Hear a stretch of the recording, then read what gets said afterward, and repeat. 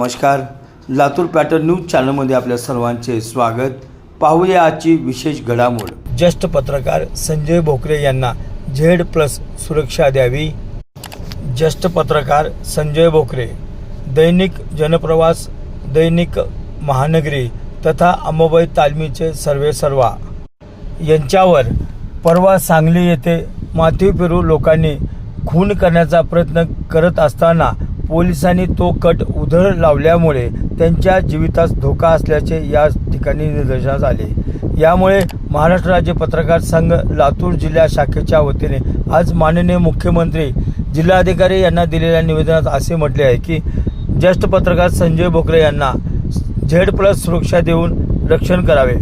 पाहूया लातूर जिल्हा अध्यक्ष अशोक देडे काय म्हणतात।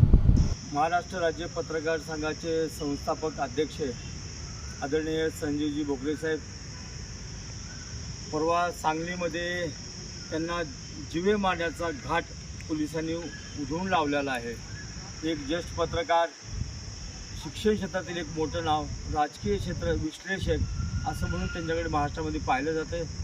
पत्रकार संघाचे संस्थापक अध्यक्ष आणि राज्य संघटक असल्या कारणाने संबंध महाराष्ट्रामध्ये त्यांचे कायम दौरे चालू असतात, परंतु त्यांच्या घरावर आणि प्रेसवर आणि ऑफिसला रेकी करून त्यांना जीवे मारण्याचं घाट या सांगली या ठिकाणी होत आहे।